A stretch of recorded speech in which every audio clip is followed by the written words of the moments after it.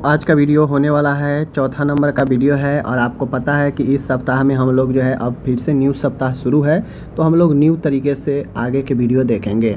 तो अभी तक हम लोग 3 वीडियो तक देख चुके हैं हर एक सब्जेक्ट में फर्स्ट ईयर का। तो अपन ये जो है चौथे नंबर का वीडियो होने वाला है, बस आप लोग देखते जाइए। कंटिन्यू आपको जो है वीडियो मिलता ही रहेगा और चीज़ें बढ़ते ही रहेंगे। जो लोग नहीं देखेंगे, एग्ज़ाम के समय आएगा देखने का प्रयास करेंगे, फिर वही कहेंगे कि मैं कुछ नहीं पढ़ा हूँ, बहुत दिक्कत है सर, कुछ हेल्प कीजिए, क्या करिए। इतना बड़ा सिलेबस में आप डेली कम से कम आप आधे घंटे 30 मिनट भी नहीं पढ़ते हैं, तो ये आप में कमी है और इसको आपको एक्सेप्ट करना पड़ेगा। वरना अभी तो मान के किसी तरह पास कर जाएंगे GNM, लेकिन आगे जब कंपटीशन में बैठेंगे तो आपको फिर से वही दिक्कत देगा कि हमने क्यों नहीं पढ़ा, टाइम पास कर दिया, बहुत सारी चीज़ें आती हैं। तो ज़रूर पढ़े। बाकी किसी भी स्टेट के हैं तो मेरा ऐसा पढ़ाई है, और सिलेबस तो पूरे नर्सिंग का एक ही होता है ऑल ओवर इंडिया में।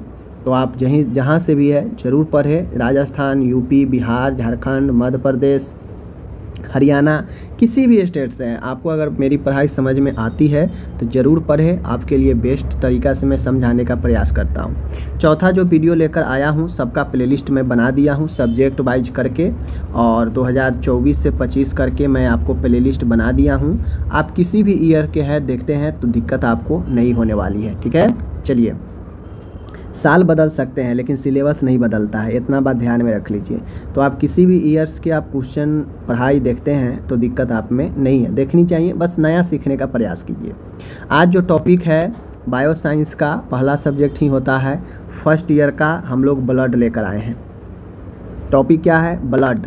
सेल पढ़ चुके हैं, टिश्यू पढ़ चुके हैं। आज हम लोग पढ़ेंगे किसके ऊपर? आज हम लोग पढ़ेंगे ब्लड के ऊपर। ठीक है, चलिए हम लोग ब्लड के ऊपर देखते हैं। सबसे पहले ब्लड का डिफिनीशन जानिए, परिभाषा जानिए। मैंने आपको जब टिश्यू पढ़ाया था तो वहाँ पे हमने बताया था कि लिक्विड कनेक्टिव टिश्यू जो है वो आपके रक्त एक तरल संयोजी ऊतक है। मतलब रक्त तो ऊतक है लेकिन ये तरल टाइप्स के हैं। ठीक है ना, इसमें टिश्यू तो होते हैं लेकिन ये तरल वाले हैं। ठीक है, जो पूरे शरीर में पोषक तत्व, गैस, हार्मोन और अपशिष्ट उत्पादनों का परिवहन करता है, यानी ढोने का काम करता है। बॉडी में हमारे जितने भी कोशिका हैं, जितने भी ऊतक हैं, सबको पोषण चाहिए जिंदा रहने के लिए, वृद्धि करने के लिए, मरम्मत करने के लिए। तो वो पोषण कहाँ से मिलता है? ब्लड के थ्रू ही जो है परिवहन होता है। ठीक है, हमें गैस चाहिए, विभिन्न ऑक्सीजन हमें पहुँचता है ना बॉडी में अनेक पार्टों तक, तो वो जो है ब्लड का ही काम है। हार्मोन रिलीज होता है और अपने साथ ब्लड अलग अलग जगहों पर लेकर जाता है, ब्लड का ही काम है। अपशिष्ट पदार्थों को शरीर से बाहर निकालता है, ब्लड का ही काम है। तो बेसिकली ब्लड हमारे बॉडी के लिए काफ़ी इम्पोर्टेंट है। तो वही कहता है कि रक्त एक तरल संयोजी ऊतक है। ठीक है, तरल क्यों है? क्योंकि लिक्विड का भी पार्ट है। और कनेक्टिव टिश्यू क्यों है? क्योंकि यह टिश्यू इसलिए है क्योंकि इसमें ब्लड में कुछ ठोस मटेरियल भी है। तो तरल और ठोस दोनों मिलकर तरल संयोजी ऊतक बनाते हैं इसे, और इसका काम है कि पूरे शरीर में पोषक तत्व, गैस, हार्मोन और अपशिष्ट उत्पादनों का परिवहन करता है। ठीक है, मतलब ढोने का काम करता है। तो ब्लड के बारे में आप लोग समझ गए। चलिए, तो ब्लड के बारे में हम लोग कुछ और जानते हैं। देखिए, रक्त का रंग जो है लाल होता है क्योंकि इसमें हीमोग्लोबिन होता है, इसीलिए लाल होता है दिखने में। एक स्वस्थ वयस्क में 4.5 से 6 लीटर रक्त होता है।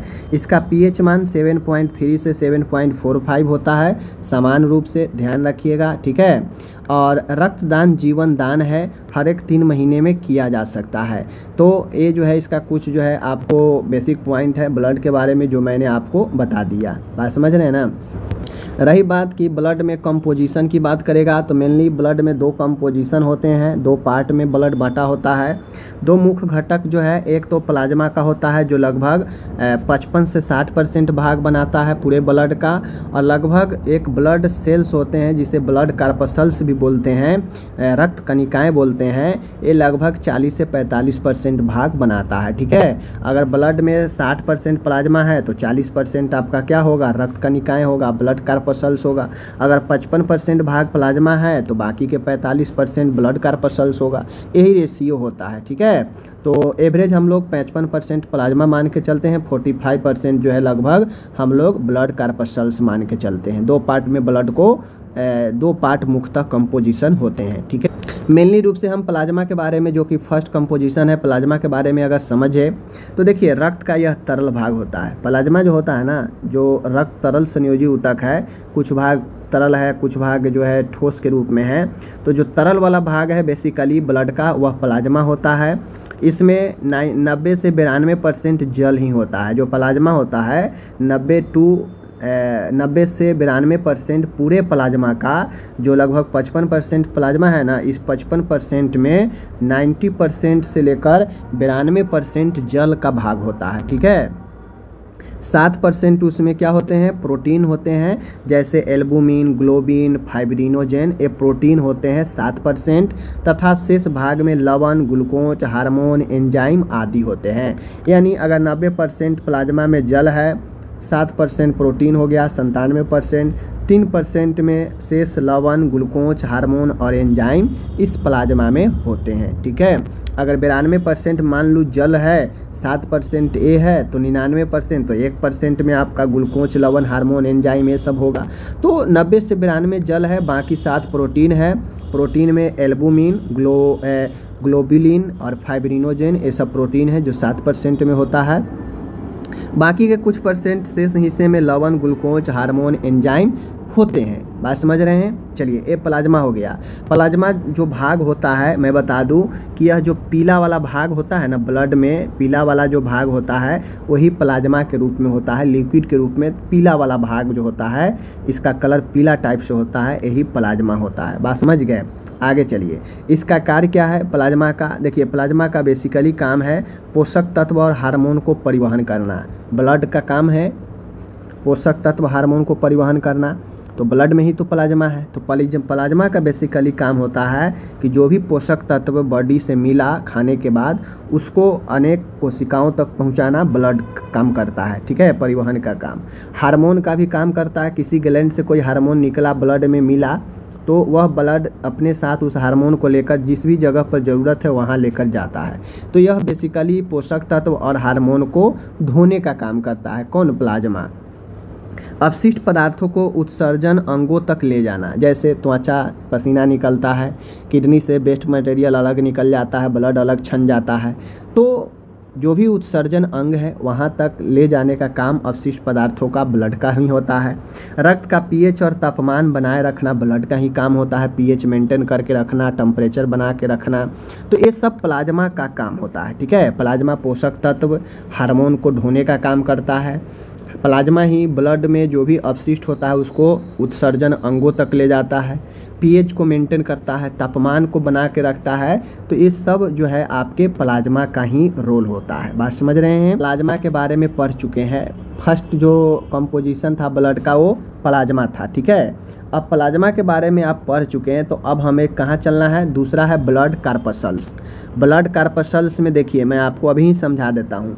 ब्लड कणिकाएँ जो है ब्लड का कण है, यह ठोस रूप में होता है। तरल रूप में होगा वो तो प्लाज्मा हो जाएगा, तरल रूप में होगा वो तो प्लाज्मा हो जाएगा, जो कि ज़्यादा परसेंट है, 55%। तभी तो ब्लड आपको दिखता है तरल के रूप में। लेकिन आप ये मत भूलिए कि ब्लड जो आप तरल देखते हैं बेसिकली उसमें कुछ कण ठोस के भी होते हैं। जो कण ठोस के होते हैं वो यही ब्लड कार्पसल्स होता है, ठीक है। जो रेशियो में कम है, इसलिए तरल का मात्रा ज़्यादा है, इसलिए आपको लगता है कि ब्लड सिर्फ और सिर्फ तरल ही है, लिक्विड फॉर्म में ही है। लेकिन नहीं, ब्लड में कुछ कण भी है जो ठोस के रूप में है। जो ठोस के रूप में है वो ब्लड कार्पसल्स है, जो यहाँ पे है, ठीक है। तो देखिए, अब कहिएगा कि भाई ब्लड तो पूरे के पूरे लाल दिखता है, तो उसमें प्लाज्मा पीला कहाँ से आ जाएगा? तो देखिएगा, जब ब्लड पानी छोड़ता है उसमें कुछ केमिकल मिलाइएगा, और पानी जो छोड़ता है, तो जो पानी छोड़ता है भाग ना, वही प्लाज्मा होता है, पीला भाग। और जो ठोस के रूप में उसमें खुरदुरा बच जाएगा, वही ब्लड कार्पसल्स होता है। जब आप टेस्ट वगैरह करते हैं तो वहाँ पे केमिकल मिलाते हैं ब्लड में, तो केमिकल मिलाते हैं तो उसमें पानी छोड़ देता है। पानी छोड़ दिया तो हो गया आपका तरल, और जो उसमें ठोस रूप में बच जाता है वही ब्लड कार्पसल्स होता है। नंगे आंखों से देखेंगे तो पूरा लाल ही दिखेगा, पूरा तरल ही दिखेगा। तो ये चीज़ होता है, ठीक है। तो ब्लड कार्पसल्स में मुख्यतः 3 चीज़ होते हैं, ध्यान में रखिए। ब्लड कार्पसल्स में 3 चीज़ होते हैं। कौन कौन होते हैं? एक तो अपन ये आरबीसी है, दूसरा होता है डब्ल्यूबीसी होता है, तीसरा होता है प्लेटलेट होता है, ठीक है। दूसरा प्लेटलेट होता है। ये 3 ब्लड कार्पसल्स में मुख्यतः होते हैं। आरबीसी जिसे एरिथ्रोसाइट बोलते हैं, डब्ल्यूबीसी जिसे ल्यूकोसाइट बोलते हैं, और प्लेटलेट्स होता है जिसे थ्रोम्बोसाइट बोलते हैं। ठीक है, तो ये 3 कंपोनेंट ब्लड कार्पसल्स के होता है, रक्त कणिकाएं के होते हैं, जो कितने % में होते हैं ब्लड में? 45% होते हैं। ठीक है, याद रखिएगा। अब चलिए, ब्लड कणिकाएं में पहला आरबीसी है। आरबीसी का पूरा नाम रेड ब्लड सेल होता है, लाल रक्त कणिका होता है। मैं बात करूं तो ये संख्या पुरुषों में लगभग 5.5 मिलियन प्रति मिली तथा महिलाओं में 4.5 मिलियन प्रति मिली होता है आरबीसी की संख्या। आपसे एग्जाम में कहीं पूछा भी जा सकता है कि भाई बताएं आरबीसी में, पुरुषों में आरबीसी कितना होता है? 5.5 मिलियन प्रति मिली। ठीक है, और महिलाओं में 4.5 मिलियन प्रति। 1 मिलियन 10 लाख को बोलते हैं, तो 5.5 मिलियन 55 लाख हो गया, यहाँ पे 45 लाख हो गया। प्रति मिली के मैं बात कर रहा हूँ। ठीक है, इसका आकार क्या होता है? आरबीसी का आकार बाइकॉन्केव होता है, द्वि अवतल होता है। समझ गए? इसका जीवन काल लगभग 120 दिन होता है। और इसका मुख्य प्रोटीन के मैं बात करूँ तो इसमें हीमोग्लोबिन होता है, जो ऑक्सीजन और कार्बन डाइऑक्साइड का परिवहन करता है। तो हीमोग्लोबिन बेसिकली एक प्रोटीन है। ठीक है, जो रंग तो प्रदान करता ही है, लाल रंग प्रदान करता ही है, साथ में ये ऑक्सीजन और कार्बन डाइऑक्साइड का भी ढोने का काम करता है। ठीक है, निर्माण स्थान कहाँ है? आरबीसी कहाँ बनता है? तो यह बोन मैरो में बनता है, अस्थि मज्जा में बनता है। तो आपको संख्या पता हो गया, आकार इसका पता हो गया। ठीक है, मैं बता दूं कि ये सब पता हो गया। अब मैं आपको एक चीज़ और बता देता हूँ, इसका मोस्ट इम्पॉर्टेंट। आरबीसी में आपको केंद्रक नहीं होता है, आरबीसी में केंद्रक नहीं होता है। ठीक है, आरबीसी में जो है केंद्रक नहीं होता है, ये बातें ध्यान में रख लीजिए। ठीक है ना, आरबीसी में कोई से न्यूक्लियस केंद्रक नहीं होते हैं। ठीक है, जबकि डब्ल्यूबीसी में केंद्रक होता है, याद रखिएगा। तो डिफरेंस अगर सबसे कुछ है तो केंद्रक का है, जो आरबीसी में नहीं होता है, और डब्ल्यूबीसी में केंद्रक होते हैं। ठीक है, आगे बढ़ते हैं। तो इसके बारे में समझ गए। अब कार्य की मैं बात करूं तो देखिए, आरबीसी का बेसिकली काम है शरीर के अंगों तक ऑक्सीजन पहुंचाना और कार्बन डाइऑक्साइड। क्यों? क्योंकि आरबीसी में हीमोग्लोबिन होता है। ठीक है, और यह हीमोग्लोबिन ऑक्सीजन और कार्बन डाइऑक्साइड को ढोने का काम करता है। ठीक है, ये और ऑक्सीजन अन्य अंगों तक पहुंचाता है, और कार्बन डाइऑक्साइड फेफड़ों तक जो है, फेफड़ों से वापस फेफड़ों तक लेकर जाता है, जहां से कार्बन डाइऑक्साइड निकल जाता है श्वसन के जरिए। तो ये इसका काम है आरबीसी का। उम्मीद है आप लोग समझ गए होंगे। ठीक है, का जो नोट्स है वो है व्हाइट ब्लड सेल, डब्ल्यूबीसी के बारे में। तो देखिए, डब्ल्यूबीसी संख्या में आरबीसी से बहुत कम होता है। आरबीसी जहाँ पे 4.5 से 5.5 मिलियन प्रति ml होता है, यहाँ पे डब्ल्यूबीसी लगभग 4,000 से 11,000 प्रति मिली होता है। यानी ये क्या होता है? हजारों में होता है, और वो लाखों में था। ठीक है ना, 45 से 55 लाख था, और यहाँ पे 4 से 11,000 है प्रति मिली। ये डब्ल्यूबीसी की संख्या होता है। डब्ल्यूबीसी में केंद्रक पाया जाता है। डब्ल्यूबीसी के प्रकार में एक देखिए, डब्ल्यूबीसी का बेसिकली 2 प्रकार, एक ग्रेनुलोसाइट और एक एग्रेनुलोसाइट। तो ग्रेनुलोसाइट में न्यूट्रोफिल, बेसोफिल और इस्नोफिल होता है। ठीक है, और एग्रेनुलोसाइट में लिम्फोसाइट और मोनोसाइट होता है। तो इन चीज़ों को ध्यान में रखिएगा। डब्ल्यूबीसी के कोशिका का 2 प्रकार, एक ग्रेनुलोसाइट प्रकार और एक एग्रेनुलोसाइट। जो ग्रेनुलोसाइट में होता है उसमें सब के सब फिल वाला होता है, न्यूट्रोफिल, बेसोफिल और इस्नोफिल। जितना भी फिल वाला देखिएगा समझ जाइएगा यह डब्ल्यूबीसी के ग्रेनुलोसाइट है। ठीक है, और अगर एग्रेनुलोसाइट की मैं बात करूं तो उसमें लिम्फोसाइट, मोनोसाइट यानी साइट वाला जो बात होगी वह एग्रेनुलोसाइट में होगा। लेकिन ये ग्रेनुलोसाइट और एग्रेनुलोसाइट दोनों जो है डब्ल्यूबीसी का ही कोशिका का प्रकार है। ठीक है, इसका कार्य क्या है बेसिकली डब्ल्यूबीसी का? देखिए, डब्ल्यूबीसी का दूसरा नाम क्या है? ल्यूकोसाइट है। इसको ध्यान में रखिएगा, ल्यूकोसाइट होता है इसका दूसरा नाम। इसमें कोई जो है आपको मैं बता दूं, इसमें केंद्रक होता है, जो कि ऊपर ही मैं बता दिया, इसमें केंद्रक होता है। समझ गए? इसका जीवन काल 10 से 12 दिन का होता है, याद रखिएगा, इसका जीवन काल 10 से 12 दिन का होता है। उसके बाद मैं बात करूँ कार्य की बात करूँ तो शरीर के रोग प्रतिरोधक क्षमता को बनाए रखने का कार्य अगर किसी का है तो यह WBC का ही है। यह संक्रमण से बचाता है, यह बाहरी एंटीजन से लड़ता है यानी बाहरी सूक्ष्म जीवों से लड़ता है, शरीर को स्वस्थ बनाने में मदद करता है, ठीक है, घाव को भरने में भी मदद करता है, संक्रमण से लड़ता है, इम्यूनिटी को मजबूत बढ़ा के रखता है। तो इसका एक कार्य है, ठीक है, WBC का, समझ गए। अब आगे आता है यहाँ पे रक्त कणिकाएँ, ब्लड कार्पसल्स का तीसरा जो पार्ट है वो प्लेटलेट है, जिसे हम लोग थ्रोम्बोसाइट्स बोलते हैं। क्या बोलते हैं? थ्रोम्बोसाइट्स बोलते हैं। संख्या में बात करेगा तो लगभग यह नॉर्मल की बात करेगा तो 1.5 से 4 लाख प्रति मिली होता है। प्रति मिली 1.5 से 4 लाख होता है, ठीक है। 1.5 लाख एकदम नॉर्मल है, 1.5 लाख किसी व्यक्ति में होना ही चाहिए, ठीक है। 1.5 से 2.5 लाख होना ही चाहिए, ऐसे 4 लाख तक प्रति मिली मिल सकता है। जीवन काल 7 से 10 दिन होता है। निर्माण की बात करें तो ये भी बोन मैरो में ही बनता है। इसका प्लेटलेट का जो काम होता है यह रक्त के थक्का बनाने के लिए इम्पोर्टेंट होता है। जब इसकी संख्या कम जाएगा तो आपका ब्लड हेमरेज ज़्यादा बढ़ जाता है, ब्लड अगर स्रावित होने लगेगा तो फिर ब्लड क्लॉट नहीं हो पाता है व्यक्ति में। ये प्लेटलेट की संख्या में कमी आता है। प्लेटलेट की संख्या में कमी आने से वीकनेस, कमजोरी बहुत ज़्यादा आने लगता है। यही रीज़न है कि डेंगू के मरीजों में प्लेटलेट काउंट घटता है तो बहुत ज़्यादा दिक्कत होने लगता है और मरीज बहुत ज़्यादा वीक होने लगता है, ठीक है। तो ये आपका हो गया क्या चीज़ तो आपने अभी तक क्या क्या समझा मैं एक बार एक कर देता हूँ। आपने पढ़ा ब्लड के बारे में कि ब्लड है क्या। तो ब्लड बेसिकली तरल संयोजी उत्तक है, जिसमें तरल भी है, जिसमें कण भी है। तरल वाला पार्ट प्लाज्मा का होता है, ठीक है, जिसमें 90% जल, 7% प्रोटीन और बाकी के अन्य होते हैं, ठीक है। प्लाज्मा पीला चिपचिपा पदार्थ होता है ब्लड का, ठीक है। पीला चिपचिपा पदार्थ होता है जो बेसिकली चीज़ों को ढोने का काम करता है, ठीक है।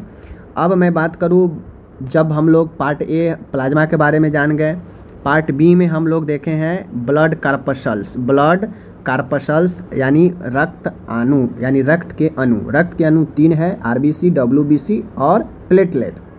RBC को ल्यूकोसाइट, एरिथ्रोसाइट बोलते हैं, WBC को ल्यूकोसाइट बोलते हैं और जो प्लेटलेट है थ्रोम्बोसाइट बोलते हैं, ठीक है। सब चीज़ मैंने आपको बता दिया नॉलेज के लिए।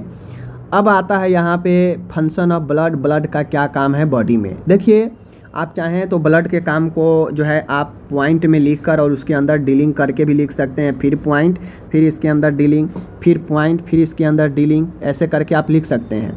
लेकिन आप चाहें तो डायरेक्टली पॉइंट में भी 10-15 पॉइंट लिख सकते हैं कि क्या क्या काम है। तो आपके ऊपर है आप काम को कैसे दर्शाना चाहते हैं, ठीक है।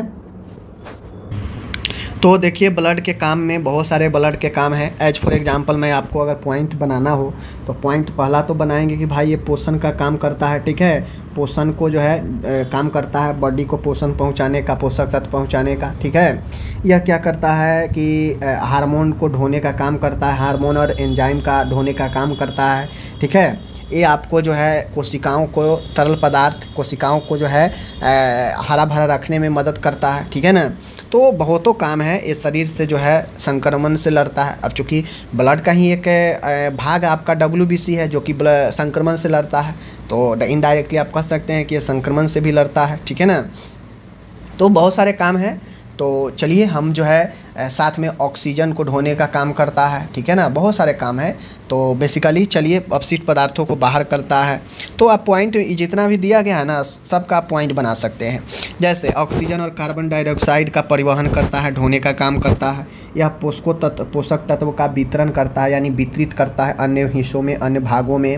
अपशिष्ट पदार्थों को उत्सर्जन करता है, अंगों तक पहुँचाता है। जो भी अपशिष्ट पदार्थ है ब्लड से, वह ब्लड अपने साथ लेकर किडनी तक जाता है, किडनी उसे छान कर बाहर कर देता है, ठीक है। तो यह उत्सर्जन अंगों तक अपशिष्ट पदार्थों को लेकर जाता है। हार्मोन और एंजाइम का ढोने का काम करता है, परिवहन करता है, ठीक है। ब्लड का काम है शरीर के तापमान को नियंत्रण रखना, ठीक है। ठंडा गर्म के अनुसार शरीर के तापमान को नियंत्रण रखना। यह रोगों से सुरक्षा देने का काम करता है WBC के द्वारा। बात समझ रहे हैं ना। रक्त का थक्का बनाकर रक्त स्राव को रोकने का भी काम करता है प्लेटलेट के द्वारा, समझ गए। यह पीएच मान को भी संतुलन करके रखता है, जिससे हमारे बॉडी में एसिड बेस यानी अम्ल और क्षार के संतुलन बना रहता है। तो बहुत सारे ब्लड का काम है, ब्लड का काम वृद्धि और विकास में भी होता है, समझ गए चीज़ों को। तो रक्त के फंक्शन जो भी है, आपके दिमाग में जितना भी ब्लड के काम हो सके आप उसको लिख सकते हैं अपने ज्ञान से 15-20 पॉइंट। मैंने आपको तरीका बता दिया लिखने का, ठीक है। ब्लड के बारे में हम इतना सारा पढ़ लिए, तो हमारा ये भी काम है भाई ब्लड ग्रुप के बारे में भी जानना।